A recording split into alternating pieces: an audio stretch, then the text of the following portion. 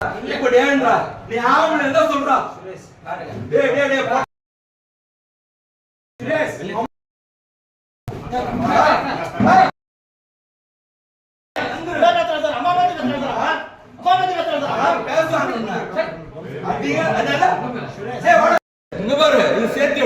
இது உட்கார்ந்து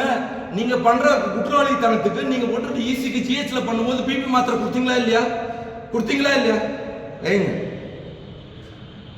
நான் எடுத்துட்டு நான் விடுற மாதிரி கிடையாது நான் மட்டும் நான் பேசுறேன் சொல்லிட்டீங்களா இல்லையா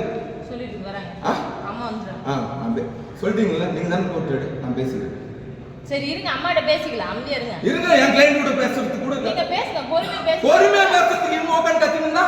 எப்படி உங்களுக்கு தான் அதிகாரமா டாக்ஸில போட நீங்க கத்துவீங்களா சரி இல்ல நீங்க டாக்ஸில போட்டா உங்களுக்கு தான் கத்த தெரியுமா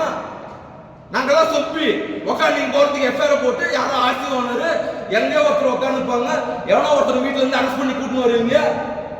அம்மா வந்தா நீங்க உங்களுக்கு என்ன பேசுங்க அது நான் பேசணும் மத்தவங்க எல்லாம் கவனிச்சு புரிஞ்சா இந்த சில்லறைங்க எல்லாம் பேசக்கூடாது அப்படி சில்லறைங்க பேசினா நான் பேசுவேன் சில்லறை அவரு சாப்பிட்டுறாரு என்ன அவர் பாட்டு பேசிட்டே இருக்காரு என்ன பேசுற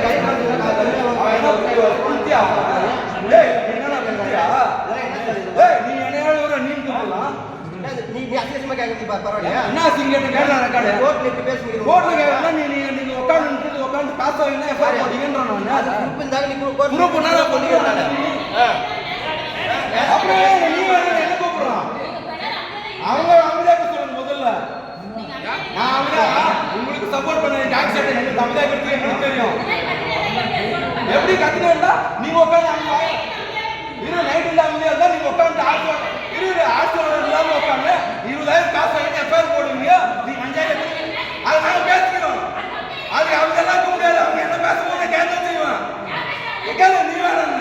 நீ அதெல்லாம் முடியாது உட்காந்து வாட நீயும் போன் பேசிக்கிறாங்க ரெக்கார்ட் கொடுக்கட்டும் வாட நீ வேணும்னு பேசிக்கிறாங்க உட்காந்து நீ வேணும் அதாவது பண்ணிக்கலாம் நிறைய வேணும் அப்புறம் ஆர்சி ஓனர் கிளேட்டை கோட்டுக்குள்ள பார்க்க விடாம